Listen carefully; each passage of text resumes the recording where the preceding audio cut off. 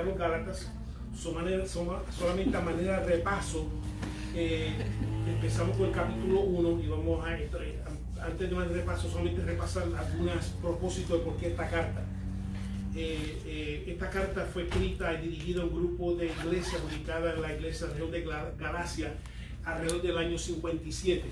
Ya vimos que los 3 viajes misioneros, a manera de repaso, tanto el primero como el segundo como el tercero, traspasaba, porque había un camino principal que iba del este a oeste a través de esta región que se conocía como Galacia. Si él está escribiendo un grupo de iglesias en Galacia, una de las razones por qué está escribiendo es 2 propósitos que vamos a ver a través de todas estas cartas. Vamos a ver este 2 propósitos.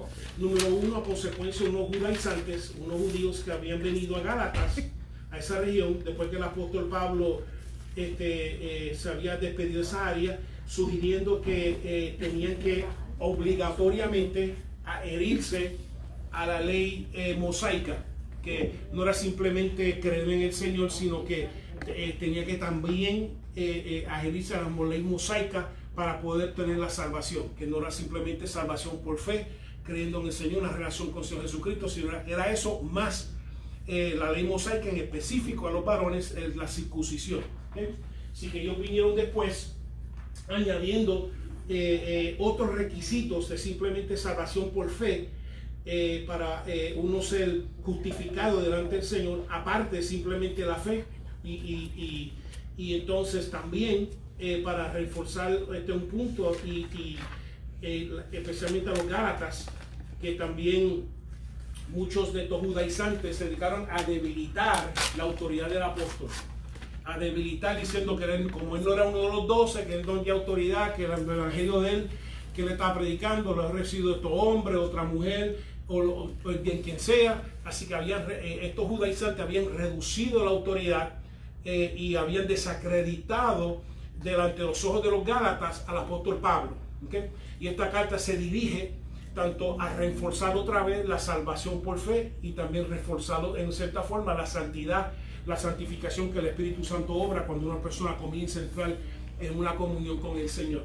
Así que no solo el capítulo va a ver ahora, y hemos venido observando cómo él establece su autoridad como apóstol en su conversión, y no solamente también en su mensaje, que no recibió de nadie, que el mensaje lo recibió directamente de parte del Señor. ¿Okay?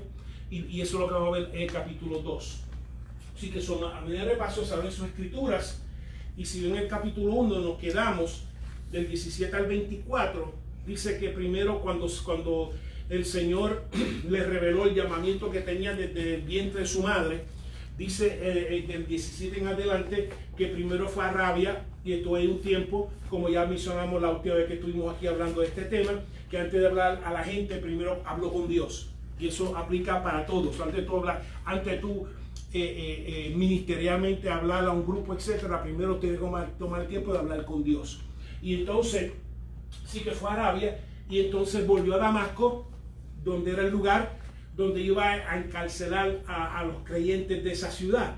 Así que va allí a testificarle lo que Dios había hecho. Así que ya vemos que ya él comenzó a predicar el evangelio a personas que antes él iba a atacarle, ahora va a predicar el evangelio.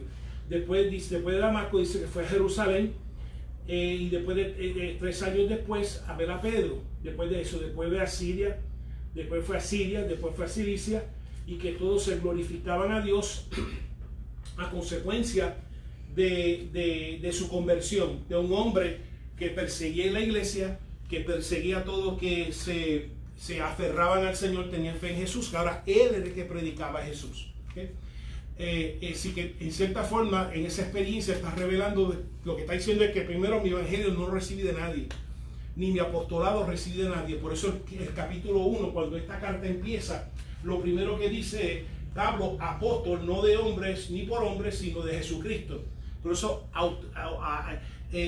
inmediatamente él establece que nadie me ungió como apóstol, nadie me llamó como apóstol, ningún hombre, un ser humano de esta tierra necesariamente lo había de ser como apóstol, sino que Jesucristo mismo lo llamó para ser entregado el evangelio de parte del Señor, y ese evangelio predicarlo y establecer, y así predicándolo con los otros apóstoles, comencé a derramar el fundamento, lo conocemos en la iglesia, de conocer la iglesia. Y lo que vimos una de las funciones principales de los apóstoles bíblicos, y las características de apóstoles bíblicos es que recibían el mensaje de parte del Señor y eran usados para establecer el fundamento. Por eso que el apóstol Pablo dice que si viniera cualquier ángel, cualquier ser crea lo que fuese, predicando otro evangelio diferente a este, que fuera llamado anatema. ¿Por qué? Porque este evangelio que ellos estaban derramando por el fundamento de la iglesia era entregado por Jesucristo mismo, ¿okay? Y eso personas particulares, ¿okay? Entonces, ¿alguna pregunta antes de comenzar el capítulo 2? Pues el capítulo 2 quiere probar y defender la independencia de su evangelio, que lo recibió de Dios y no de gente, ¿okay? Ni consultó a nadie, sino que lo que él está predicando, que lo que los judaizantes están contradiciendo, viene de parte de Dios, ¿okay? Y como viene de parte de Dios, viene con el respaldo de Dios. Y como viene con el respaldo de Dios, cambia, ¿okay? Transforma a la gente, porque es de Dios. Lo que no es de Dios no transforma a la gente, no cuenta con el respaldo de Dios. Y por eso no hay cambio, no hay transformación. Cuando lo que es de Dios es vociferado, sea a través directamente de la lengua o sea a través de lenguas interpretadas, produce un impacto en la gente que lo recibe porque cuenta con el respaldo de Dios, ¿okay? Entonces, el versículo 1 del capítulo 2, si Juan Ramón me lo puede leer. Versículo 1 del capítulo 2. Después pasado 14 subí otra vez a Jerusalén con Bernabé, llevando también conmigo a Tito. Ok, esto continúa con la narración en esta carta de no solamente de dónde vino su evangelio, sino la confirmación de este evangelio, a pesar de que es independiente. Cuando digo que lo recibió independientemente, que también los apóstoles que eran considerados como columna en ese momento lo aprobaron ese evangelio que él estaba predicando, a pesar que no vino de él, pero vino el mismo Señor de él, que es el Señor de todos. Entonces dice, el versículo 1 se considera donde de quién fue que desde que se convirtió, que fue comisionado hace 14 años, que 14 años vino y regresó a Jerusalén con Bernabé y con Tito, en especial con Tito, porque Tito era griego y era incircunciso. Y vemos que usa para, en esta reunión que tiene, dice, este griego no se tiene que circuncidar para primero ser salvo, ¿okay? Y eso es lo que va, porque los judaizantes estaban exigiendo de que no solamente los varones se circuncidaran, sino que también se adhirieran a la ley mosaica para la salvación. Entonces, pues él trajo a ti, primero trajo a Bernabé, porque Bernabé fue que lo trajo a él. Cuando él, específicamente, cuando se convirtió, fue Bernabé que lo trajo, lo llevó a Jerusalén. En Jerusalén dijo, mira, te tienes que ir porque esta gente que crucificaron a Cristo te quieren crucificar a ti también. Entonces se fue a Antioquía y se fue a Tarso. Y entonces, estando en Tarso, cuando Antioquía se estaban juntando los griegos, dijeron, déjenme buscar a Pablo, y trajo a Pablo para atrás. Así que Bernabé es clave. Así que Bernabé es testigo de cuando él comenzó su ministerio, ¿okay? Y trajo a Tito porque Tito es producto de su ministerio y producto del evangelio que le estaba predicando, que es salvación por fe. Y es salvación no solamente por fe, que proviene por la gracia de Dios, que nada lo que tú haces, es todo lo que Cristo hizo. Y entonces Tito es la prueba de esa salvación, porque es griego, es incircunciso, así que lo trae, boom, dime por qué este tiene que circuncidarse, dime por qué este tiene que seguir la ley mosaica, y lo puso de frente a las columnas en aquel entonces, a Pedro, a Jacobo, etcétera, a Juan, lo puso de frente para confirmar al evangelio, que no tenía para ser salvo, que solamente era por la gracia de Jesucristo, por fe, y no era necesariamente adherirse a leyes y añadirle algo más a la salvación que Jesucristo ofrece por gracia. Así que los judaizantes querían apegar la circuncisión y las leyes mosaicas a la salvación, y por eso que específicamente trae a Bernabé y trae a Tito, que es una compañía deliberada, como acabo de explicar. ¿Okay? Sí que él no está tratando de predicar una religión nueva. Lo que él está predicando es el cumplimiento hacia donde la ley mosaica estaba apuntando, hacia un Salvador, porque la ley lo que apuntaba es que la necesidad de un Salvador, la necesidad de alguien que no haga más necesario, que tenga que estar sacrificando toros y cabras y bueyes y por los pecados, alguien que bregue con la fuente de por qué estoy sacrificando un animal, que es el pecado que está en mí. ¿Okay? ¿Alguna pregunta al versículo 1? Ok, versículo 2, María. Pero subí según una revelación, y para no correr o haber corrido en vano, expuse en privado a los que tenían cierta reputación en el evangelio que predicó entre los gentiles. Okay. Dice que entonces, por la razón que fue a Jerusalén, es porque el Señor dijo que fuera. ¿Sí? El Señor dijo que fuera. No es la primera vez que él va a un sitio a consecuencia de revelación. Porque cuando se encontró con todas las puertas cerradas en el segundo viaje misionero, que entonces llega a Troas, ¿qué fue lo que pasó en Troas? Dice que hubo una visión diciendo, pasa acá y trae el evangelio. O sea, no puedo buscar el texto específico, pero dice, pasa acá. Y a través de esa visión, entonces comienza la predicación del evangelio en Macedonia. ¿Okay? Así que no es la primera vez que recibe dirección a través de una visión, sino muchas veces Dios te va a dirigir a través de una visión. Muchas veces, no todas, muchas veces la visión que tienes a consecuencia de los burros, los tacos, el pique, algo que comiste la noche anterior, que te cayó mal. Pero muchas veces es algo que Dios te quiere hablar, ¿okay?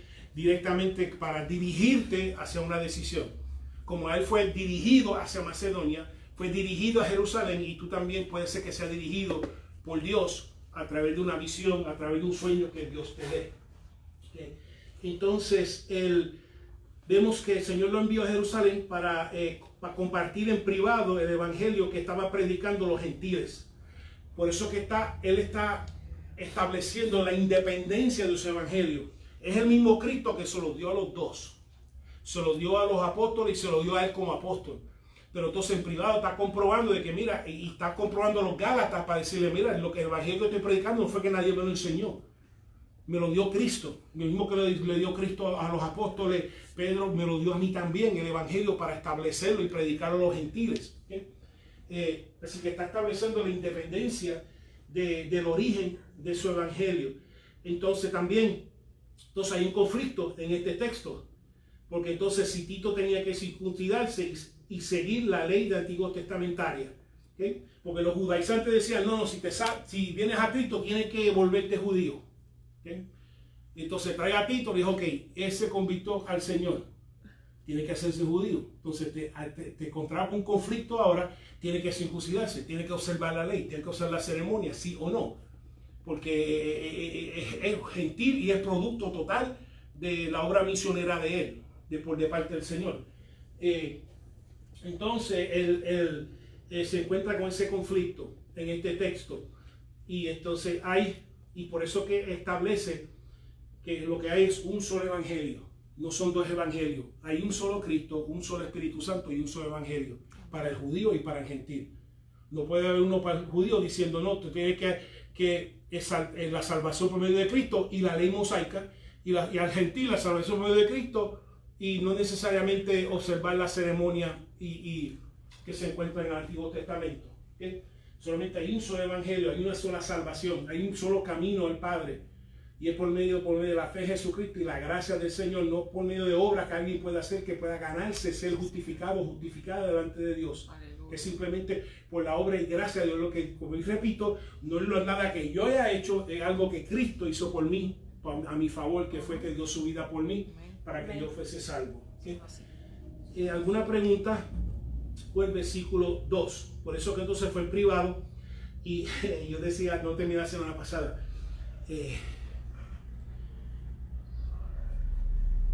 yo no sé si usted alguna vez ha ido a una reunión denominacional, lo cual algunos han ido, muchos no, pero a veces son feas. Oh, sí. Usted no sabe, es como yo siempre digo, la cocina. Lo único que tú sabes es que sale la comida de la cocina. Eso es todo lo que tú sabes. Las peleas, los gritos, los despidos, las correcciones, las reprensiones, todo lo que ocurre allá atrás en la cocina para que salga la comida, tú nunca te das de cuenta. Lo único que tú sabes es que el domingo se levanta y no sé para qué dice, así dice el Señor. Y predica y ministra la palabra. Lo que ocurre tras puertas cerradas, tú no tienes idea. Tú no tienes idea. En reuniones de líderes, en reuniones de junta, gente que se ofrece irse al parque, entrarse a pescosar, entrarse. No, yo con estos ojos que están aquí, con estos ojos que están aquí, insultarse, formar politiquería,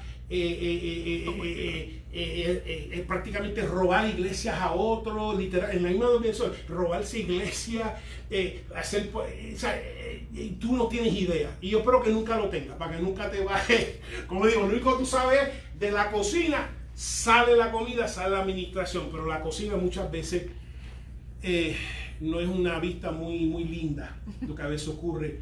No todo el tiempo es así, pero muchas veces es así. Y aquellos que han estado pueden testificar que muchas veces lo que ocurre tras puerta, igual que lo que ocurrió en privado, no sabemos todo, vamos a ver ya mismo en el texto. Muchas veces no es una cena, especialmente los que se consideran cristianos, no es una cena muy bonita. ¿Okay? Y van a ver un ejemplo ahora. Versículo 3, Beatriz. Mas ni aun Tito, que estaba conmigo con todo y ser griego, fue obligado a circuncidarse. Ok, vemos que trajo a Tito con este propósito, lo llevó para que reconocieran como miembro completo de la iglesia. De aquí está Tito, es un gentil, no está circuncidado, si es un miembro o no, si es salvo o no. Y tuvieron que decir, sí, está. Igual que Pedro fue donde Cornelio, y Cornelio ahí mismo recibió el Espíritu Santo, y Pedro dijo, wow, espérate, está recibiendo el Espíritu igual que nosotros. Ahí es que Dios lo está escogiendo igual que ellos, sin tener que circuncidarse. Amén. Sin tener que observar la ley, sin tener que observar la ceremonia. Así que vemos que fue confirmado que es salvo, que es acepto por Dios, por medio de ese testimonio en ese momento de la impartición del Espíritu hacia Pedro, diciéndole, mira, por eso que, y acuérdate, dale para atrás, por eso dio el sueño, dijo, Pedro, mata y come. Dijo, yo nunca he comido cosas, no llames inmundo lo que yo he santificado. Pedro, mata y come.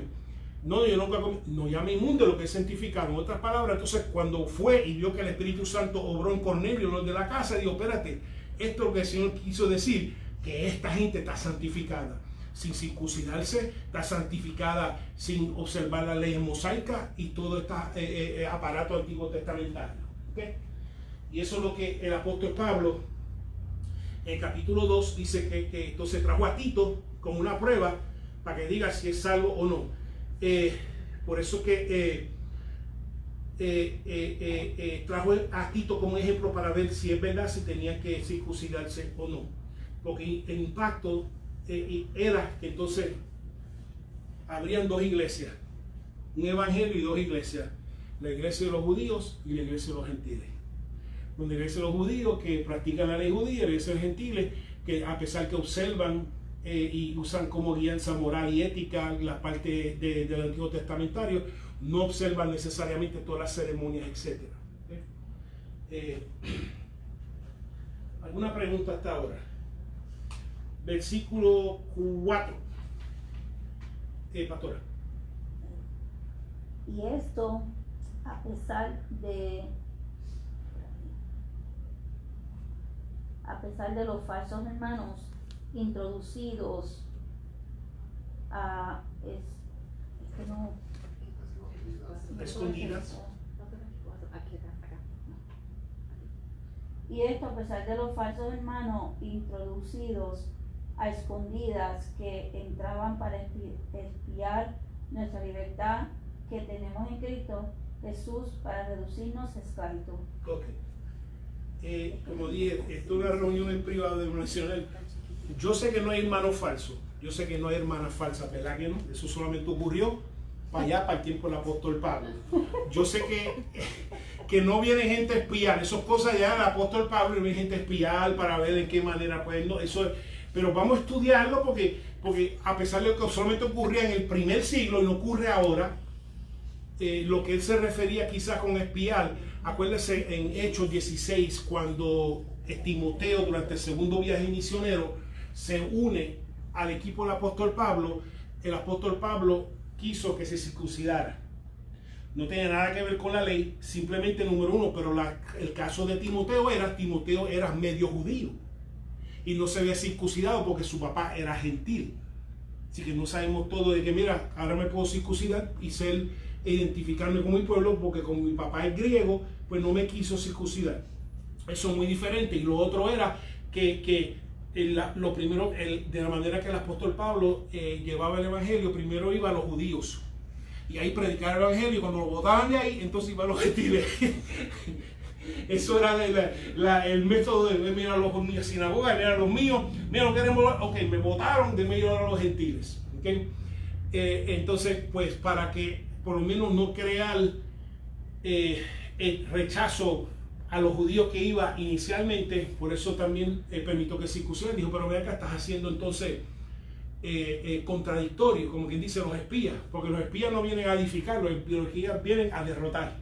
Los espías no vienen a construir, los espías vienen a destruir. Y yo sé que en la iglesia no hay espías, ¿ok? Yo sé que todo el mundo viene a la iglesia a alabar al Señor, a adorar al Señor, a buscarle a Dios, a ministrarle a Dios, y no a espiar, no a ver qué es lo que está pasando, no a querer entretenerse. Eso ocurría en el primer siglo, eso no ocurre ahora, pero si ocurriese, llegó espías tratando de entonces de traer a colación estas supuestas inconsistencias de que entonces por qué circuncidaste a Timoteo y entonces no circuncida a Tito. Y eran dos situaciones totalmente diferentes. ¿Okay?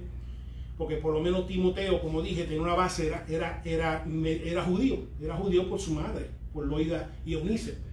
Pero Tito era totalmente 100% griego. ¿Okay? Y en esa reunión, él dice, pues tuvo que ponerse firme, decirle, no, mira, aquí está Tito, ¿por qué él no se fue aceptado totalmente como parte de la iglesia? ¿Okay? Todo esto ocurrió, como dije, a puertas cerradas. Y vemos que aún esta reunión denominacional dice que no lo impresionó, porque lo que le impresionó, y siempre lo que debe impresionar a uno es ¿quién? A Cristo, a Cristo.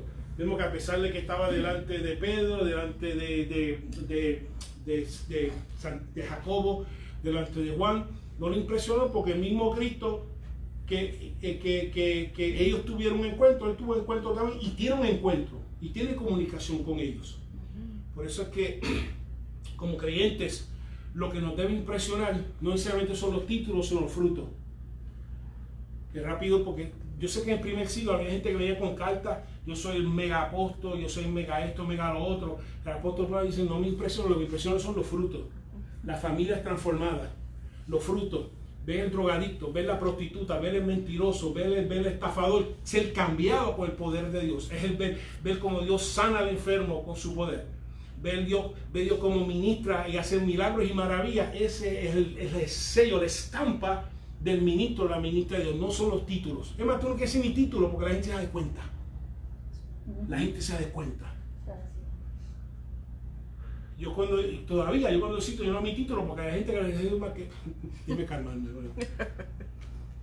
Porque voy muy rápido, demasiado de rápido. Nunca me presento, yo soy el pastor, yo se presento de Ramón Dávila. Y la gente tú debes de otro y de momento se da cuenta que ahí es que tú haces, soy pastor. Espérate, y se censura. Yo he hecho eso, que se censura. Pero algo, la persona que tiene esa unción de Dios, esa aura de Dios, va a traer gente hacia ti. Y cuando tú tienes pan y agua en ti, Dios va a traer gente, van a gravitar hacia ti, especialmente el sediento y el hambriento de Dios. Y por eso no tengo que dar un título de que soy esto y lo otro, porque la misma unción de Dios sobre tu vida, que esa unción es para ministrarla, va a traer gente hacia ti. ¿Okay?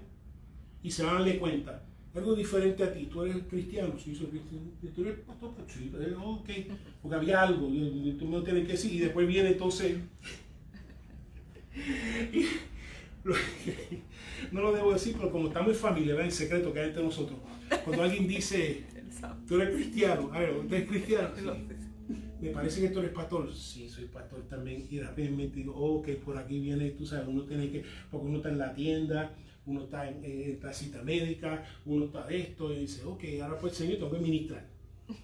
Este es el momento de... Tengo que ministrar. Estás en cumpleaños, estás en la fiesta familiar, de momento preguntan, y cuando viene esa prueba segunda, tú eres pastor, ya tú sabes que de lo que viene detrás, para que te prepares, es que te lo trajo, la bomba, te lo trajo para que tú ministres. Eso es así. Así que no creas, y créete, y cuando suceda, y las veces que suceda, siéntete bendecido y bendecida, porque por lo menos tú no tienes que anunciar quién tú eres, sino que Dios mismo anuncia quién tú eres por medio de su presencia en ti, que trae la gente hacia ti.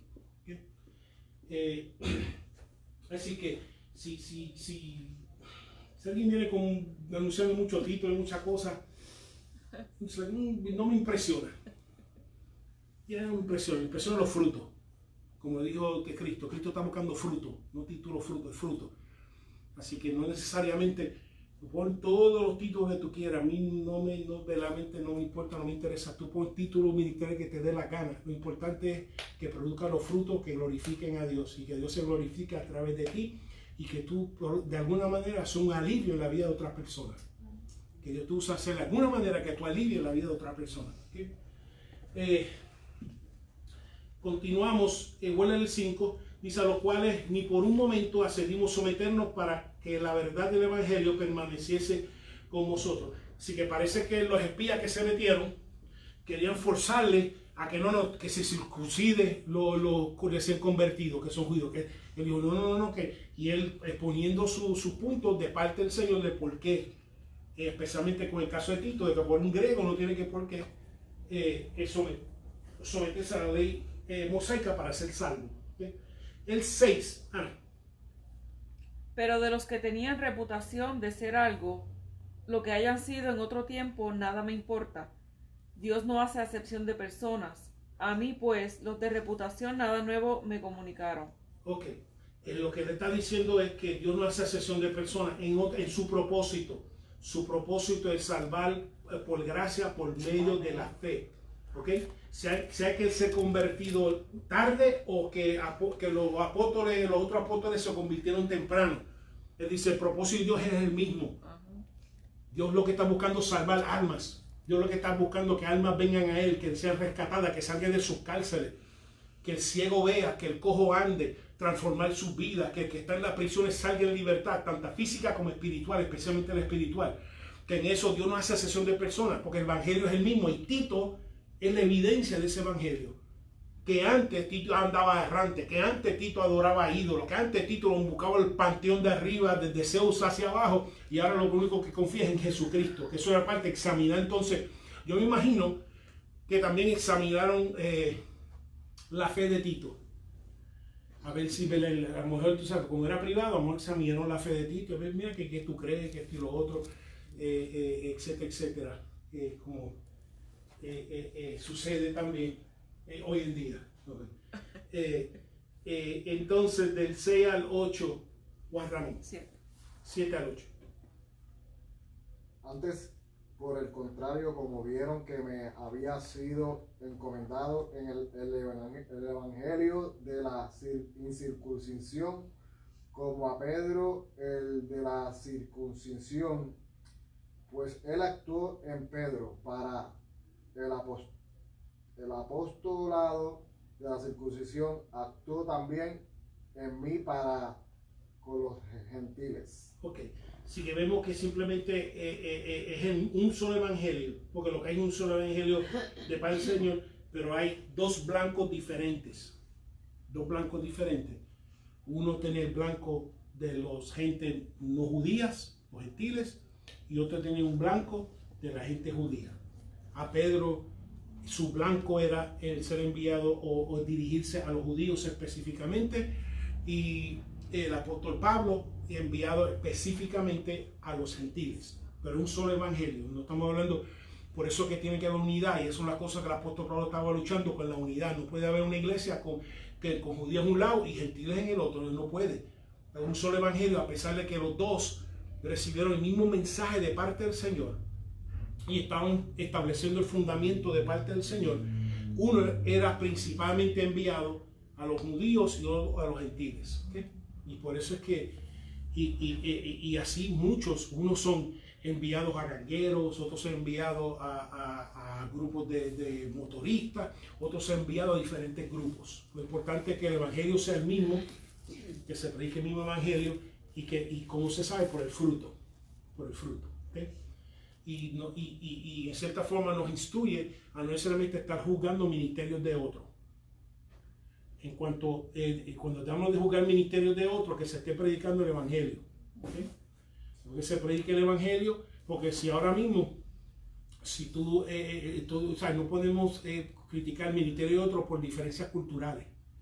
Porque si tú vas a California, la gente va en California, que visita, la gente va en pantalones cortos, chancletas, bien relax.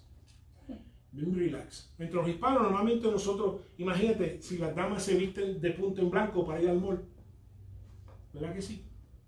Pues mire que no, porque yo sé que cuando iba a Plaza de las Américas, cuando iba en Puerto Rico y la Plaza de Sol en Ponce, la gente iba de punto en blanco. ¿Okay? Porque esa es parte de nuestra cultura, que todo es cultural.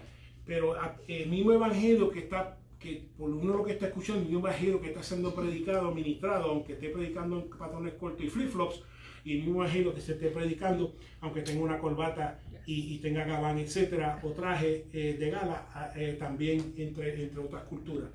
Que lo importante es que sea el mismo evangelio predicado claramente y sin ser contaminado, independientemente de cada uno está enviado a grupos diferentes. ¿Okay? Es igual que si alguna vez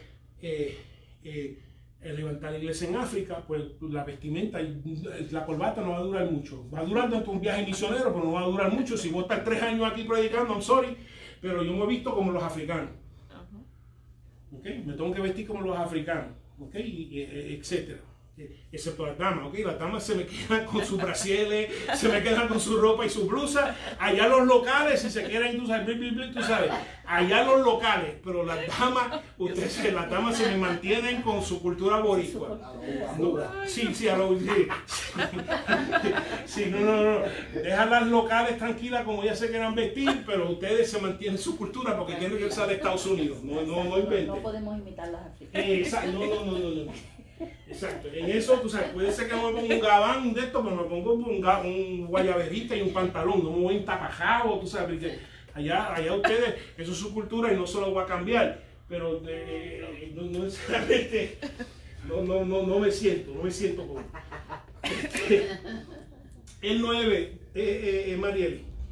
Y reconociendo la gracia que me había sido dada, Jacobo, Cefas y Juan, que eran considerados como columnas, nos dieron a mí y a Bernabé la diestra en señal del compañerismo, para que nosotros fuésemos a los gentiles y ellos a la circuncisión. Amén. Sí que vemos que reconocieron que tienen ministerios diferentes, tienen diferentes audiencias, pero es el mismo evangelio. Y aquí prueba de que no necesariamente que su evangelio no era modificada por la audiencia, que era el mismo evangelio, sean judíos o gentiles. ¿Okay? Vemos que ellos eran estos apóstoles que eran considerados como columnas, y son columnas porque sus palabras son las que nos regimos aún el día de hoy, que estos apóstoles eran columnas, aprobaron el mensaje del apóstol Pablo, y por eso que comienza la carta diciendo, pero ven acá, ¿cómo es posible? Tan pronto yo me voy y ustedes están aceptando otro evangelio, cuando es diferente, y no es mi evangelio, es el evangelio de Cristo. Así que lo que se están haciendo es un daño ellos mismos, porque si tú estás recibiendo una palabra que no es de Cristo, no va a producir cambio en nada en tu vida. Si tú estás en una iglesia que te están predicando filosofías y cuestiones, no te puedes quejar de que por qué mi familia no está cambiando, porque yo no estoy cambiando. Yo veo gente, porque leo unas cosas en la escritura, pero no las experimento en mi vida, porque no te están ministrando palabras que es de Dios. Porque la palabra que es de Dios, Dios la respalda y produce esos cambios en la vida de la gente, que uno lee las escrituras, que esas corrientes de agua viva corren por uno, que por qué no estás corriendo en mí, de que por qué ese gozo que habla, por qué yo no lo estoy sintiendo, porque número uno, bueno, si la lee la palabra, pues, gloria a Dios la recibe, pero si no está predicada y ministrada, por eso no produce el cambio, porque Dios no va a respaldar una palabra que no viene de Él. Si el Señor no envió palabra, el Señor no lo va a respaldar por más que uno se esfuerce. Dios respalda su palabra, no la palabra de un hombre o una mujer. Él respalda su palabra. Por eso que el cielo y la tierra pasará, pero su palabra no pasará. Lo que Él dijo se va a cumplir, porque Él lo va a respaldar para que se cumpla. Entonces, versículo 10. Beatriz. Solamente nos pidieron que nos acordásemos de los pobres, lo cual también procuré con diligencia hacer. Okay. Lo único, era costumbre de ellos, no solamente predicar la palabra, pero ayudar a los pobres. Porque se acuerdan, antes de Pablo ejercer su ministerio totalmente apostólico, llevando la palabra a los gentiles, si leemos en Hechos, él llevó comida a Jerusalén con Bernabé. Y era costumbre de él traer comida y ayudar a los pobres con lo que fuese, con lo que otros habían ofrendado, y llevarlo a Jerusalén. Vemos que aún el apóstol bíblico no simplemente era de boca, sino era un hombre de acción, una mujer de acción, que no solamente se dedicaba a enviar a otros, sino él mismo iba a llevar la ayuda, a llevar, dice, y no olvidarse de los pobres, no olvidarse de la gente necesitada, no olvidarse de la gente pasando por necesidades, sino que también recolectaba y los ayudaba a ellos con lo que pudiera. ¿Okay? Y es un llamamiento a nosotros, que por más que nosotros estemos ministerio, no nos olvidemos de los pobres, que no pase como el buen samaritano, que pasó el levita, pasó el sacerdote, parece que iba deprisa para el servicio, deprisa para ejercer sus funciones, y pasó por el lado al hombre que está caído, o a la mujer que esté caída, vamos a explicarle el día de hoy, contarle llegar temprano o cumplir, etcétera, y pasarle por el lado. Hasta que llegó un samaritano que ni siquiera era judío, y llegó y se paró y gastó de su dinero y lo atendió. Así que tengamos cuidado de que en el ejercicio de nuestro ministerio pasamos por alto o descuidemos de fijarnos en las personas que Dios quiere que nos fijemos a nuestro alrededor, y que no nos autoexcusemos diciendo tengo que ir al estudio, yo sé que vas a llegar al estudio, pero no puedes pasar la necesidad que tiene el lado tuyo por alto simplemente por ir al estudio. ¿Okay? O al servicio, etcétera. ¿Okay? Que puede ser que te toque ser el buen samaritano o la buena samaritana en la vida de otra persona. Que alguien esté orando, Señor, alguien se fue para ayudarme, y tú seas la respuesta a esa oración, de que tú seas la ayuda que está esperando y que está orando por ellos. Entonces, ahora vemos que vamos a la parte, como diría un personaje de la televisión que era antes, ¡qué bochinche! Pues se formó un bochinche. Se formó un bochinche, porque vemos que el conflicto no terminó con la reunión probada con los apóstoles, que también hubo otro conflicto que estaba atentando contra el evangelio. Lo vuelvo otra vez, de crear desunión, de crear dos iglesias, y fue cuando la visita del apóstol Pablo a Antioquía, y especialmente a Antioquía, porque Antioquía era el terreno de él, donde primeramente los griegos fueron incluidos en la iglesia, fue en Antioquía. Cuando fue en Jerusalén, fue en Antioquía. Fue en Antioquía que los profetas le pusieron las manos y dijeron, ahora es tiempo que vayas a hacer lo que el Señor ya te reveló que ibas a hacer, que es predicarlo y llevar el evangelio de los gentiles. Entonces, pastora, si me puedes leer del 11 al 13. Pero cuando Pedro vino a Antioquía, le resistí cara a cara, porque era de condenar. Pues antes que viniesen algunos de parte de Jacobo, comía con los gentiles, pero después que vinieron se retraía y se apartaba, porque tenía miedo de los de la circuncisión. Y en su simulación participaban también los otros judíos, de tal manera que aun Bernabé fue también arrestado por la hipocresía de ellos. Okay. Así que estaban actuando hipócritamente y vamos a ver por qué. Parte de la iglesia primitiva era una cena lo que se conocía como ágape.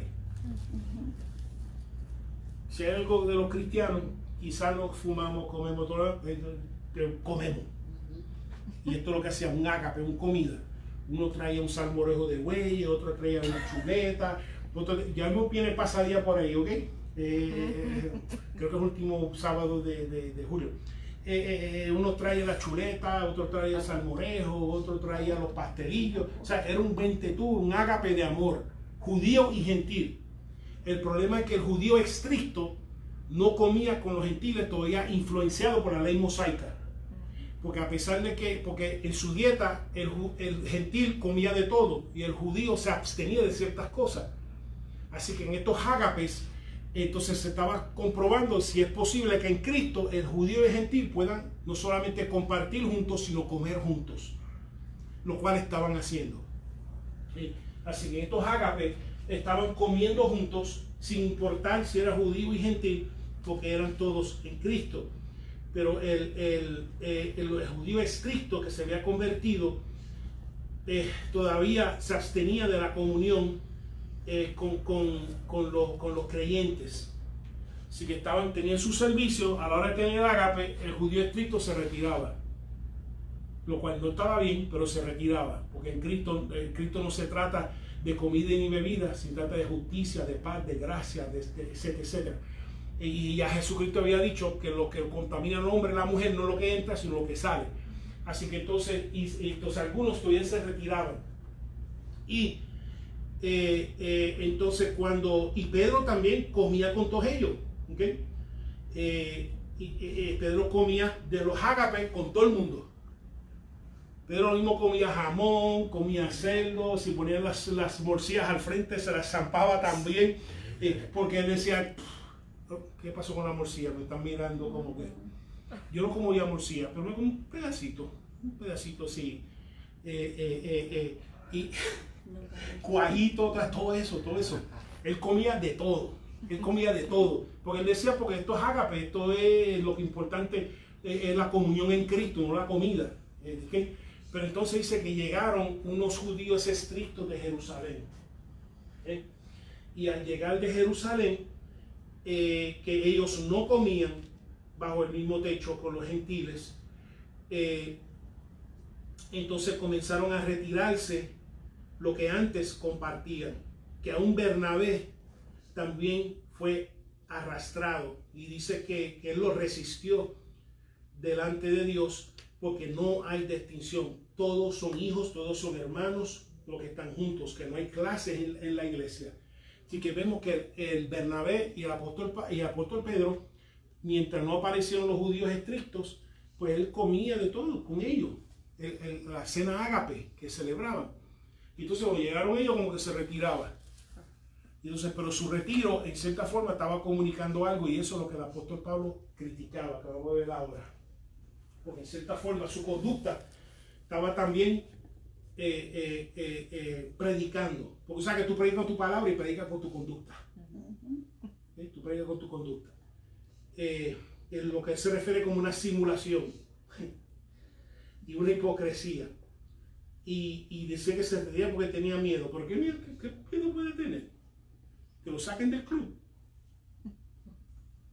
Sí, porque está en la iglesia y está comiendo el ágape. Dice que por miedo se retiró. ¿Pero cuál es el miedo? ¿Acaso tú eres el apóstol Pedro? El que Dios dijo, no te lo reveló carne y sangre, te lo reveló Dios mismo, de que yo soy el Hijo de Dios. ¿Y cuál es tu miedo?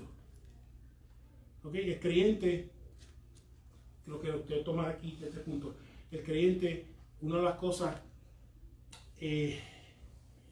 nosotros no fuimos creados para tener miedo habitando en nosotros. Por eso nos enfermamos, nos debilitamos, nos angustiamos. ¿Okay?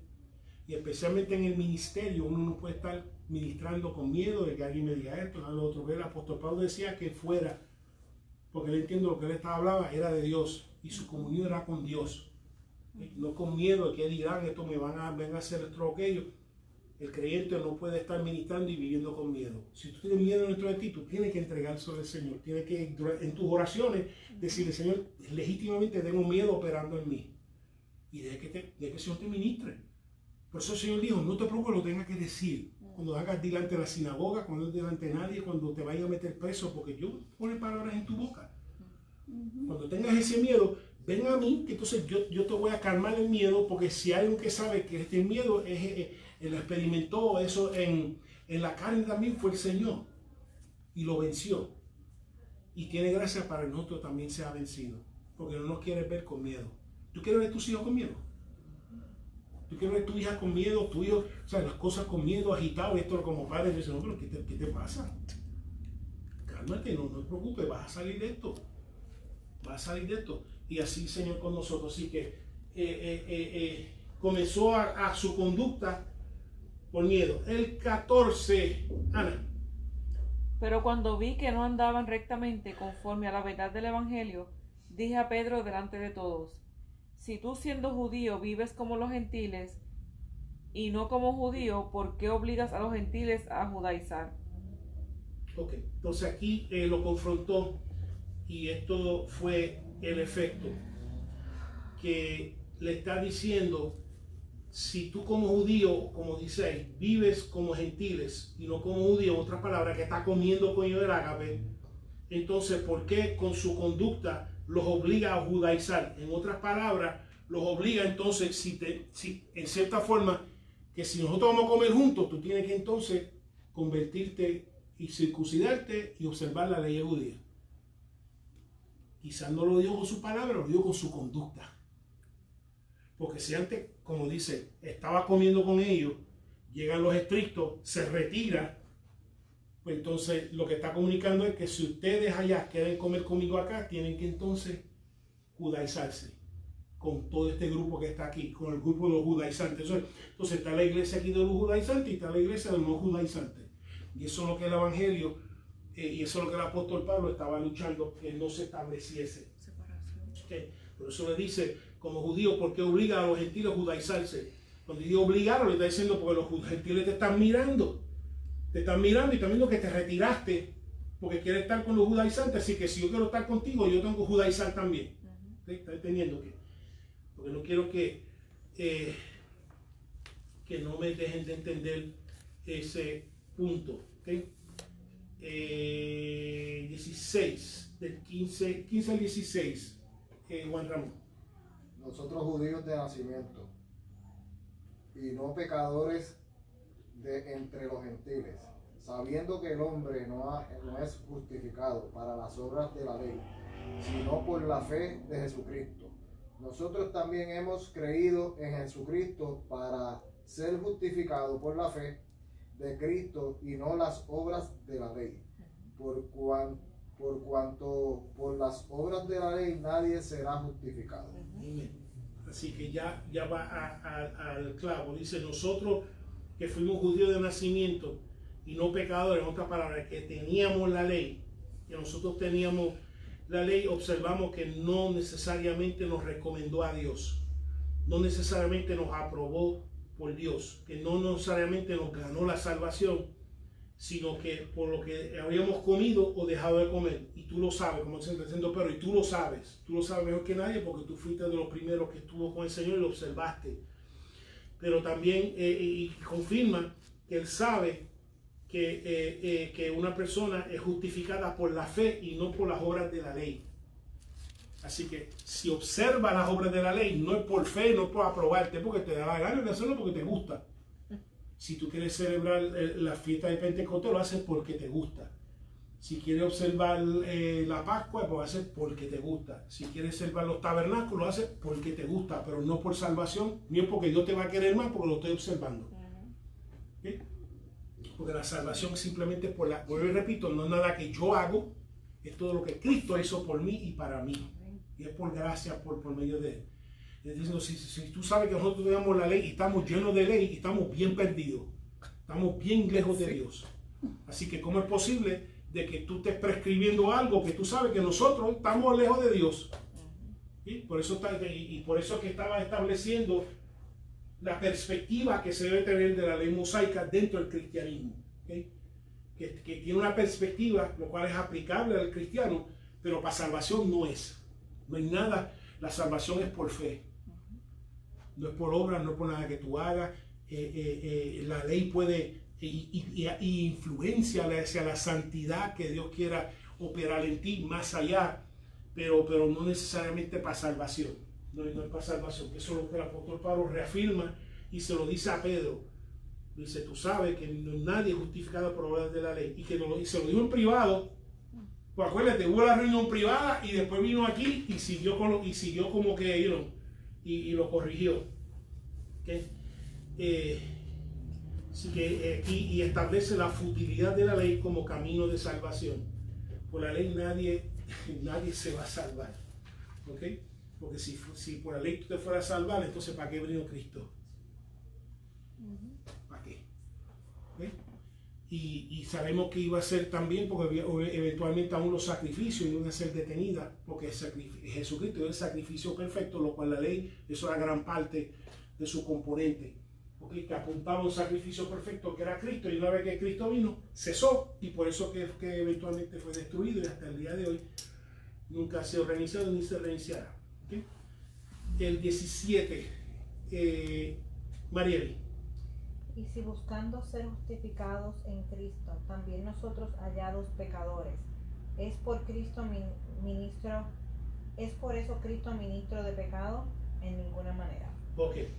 Entonces dice, y si es por gracia, que entonces estás diciendo, si la salvación es por gracia, entonces estás diciendo que Cristo te enseñó a ser pecador, a comer animales inmundos. Pues acuérdate, lo que él había hecho era que entonces se había retirado de supuestamente la comida de los gentiles. Dice, pero ven acá, pero si tú eres salvo por gracia, tú estás diciendo que Cristo te enseñó a pecar por comer cosas que no necesariamente eran de la ley mosaica. Dice, y vemos la ilógica que estaba funcionando, que en otras palabras, si nada lo que entra, lo que contamina, el Señor le enseñó y Él lo sabe, que es lo que sale. Entonces, ¿por qué entonces, en cierta forma, estás proyectando sobre los gentiles de que son pecadores? Porque están comiendo morcilla, de que son pecadores porque están comiendo chuleta o pernil, etc. Por tú retirarte. Entonces, eso es otra área que el apóstol Pablo afirma para establecer el evangelio. Y acuérdate, todo esto que estamos leyendo era porque él tenía que defender el origen de su evangelio y la autoridad de su evangelio, porque venía otro con otro evangelio diferente y rápido se lo echaron por un lado. Y dijo, no, este evangelio vino del Señor, y no solamente del Señor, lo aprobaron los apóstoles, y reprendió este evangelio, reprendió el apóstol Pedro cuando estaba por miedo disimulando, simulando. ¿Okay? Y para terminar, pastoras, y después, Ana, del 18 al 21. Porque si las cosas que destruí, las mismas vuelvo a edificar, transgresor me hago, porque yo por la ley soy muerto para la ley, a fin de vivir para Dios. Con Cristo estoy juntamente crucificado, y ya no vivo yo, mas Cristo vive en mí. Y lo que ahora vivo en la carne, lo vivo en la fe del Hijo de Dios, el cual me amó y se entregó a sí mismo por mí. No desecho la gracia de Dios, pues si por la ley fuese la justicia, entonces por demás murió Cristo. Amén. Y vemos que es claro. Vemos el acto de volver otra vez a requerir a judaizar para salvación, para ser acepto delante de Dios, hace nulo la gracia de Dios y hace nulo la muerte de Jesucristo. Por eso estaba tan fuerte. Y sí que vemos que entonces y en base a la lógica que está observando, lo que está proponiendo, dice, entonces ¿por qué murió el Señor si todo lo que tiene que hacer es la ley? Y cuando él sabe que cuando tenía la ley, yo lo que estaba experimentando es un alejamiento de Dios y estaba en pecado. Así que la ley lo que hacía y lo que hace es enseñar la necesidad de un Salvador. Eso es lo que hace, siempre apuntó hacia la necesidad de un Salvador. Y por eso dice que entonces si vuelvo otra vez, entonces hace nulo el sacrificio de Cristo. Y vuelvo otra vez a alejarnos de Dios, porque cuando estábamos llenos de ley, estamos bien lejos de Dios. Así que, ¿por qué si nosotros que nos saboreamos primero, estamos obligando a los gentiles a volver atrás a algo que sabemos que nos aleja de Dios? Sin una relación con Dios. ¿Okay? ¿Alguna pregunta? ¿Alguna duda? Así que, y aquí en esta misma carta más adelante habla de los frutos del Espíritu, ¿no? O sea que también establece que porque uno tenga, porque aunque la salvación es por gracia, hay una santificación que Dios opera en nuestra vida, donde las obras de la carne el Señor las va matando y introduciendo las obras del Espíritu, los frutos del Espíritu. Si no hay pregunta, aquellos que puedan nos pongamos de pie para ser despedidos. Padre, te damos gracias, mi Señor. Espíritu Santo, te pedimos que, mi Señor, de que resistamos las falsas enseñanzas, resistamos las influencias, mi Señor, de que traten de que nuestra dependencia, nuestra justificación, de que seamos aprobados por ti, sea descansado en ninguna otra cosa, excepto una relación contigo y la salvación que tú ofreces gratuitamente. Dice Espíritu Santo, pedimos cada día que tú nos cambies, nos transformes, nos fortalezcas. Sabes, mi Señor, de lo que estamos expuestos cuando salimos, mi Señor, de tu presencia, cuando andamos por el mundo, cuando andamos en el trabajo, cuando andamos en los negocios. Pedimos, mi Señor, que tu Espíritu Santo nos ayude, Padre, si por medio de estos intercambios que el enemigo busca influenciar, busca contaminar lo que tu Espíritu está haciendo en nuestras vidas. Sobre todo, Padre, ayúdanos a hablarle a otros, mi Señor, de esta salvación gratuita, de esta salvación por gracia, que mi Señor, hablarle a otros del cambio, mi Señor, que tú haces en la vida de otras personas, que es el cambio que están buscando. Ahora pedimos que tú nos despidas con tu bendición. Pedimos, mi Señor, que tú te glorifiques grande y de sobremanera, mi Señor, el retiro de la cama este fin de semana. Pedimos, mi Señor, que ya sabemos que ya tú estás preparando, mi Señor, que ya tú has visto lo que hay en sus corazones, tú has visto lo que está en su mente, tú has visto sus experiencias, tú has visto sus circunstancias, y que ya tú estás preparando una gracia, Padre, para levantar, una gracia para restaurar, una gracia para limpiar carga, la gracia, mi Señor, que cada una necesita. Ahora pedimos que tú nos despidas con la bendición del Padre, del Hijo y del Espíritu Santo. Después de Dios dice, amén. Amén.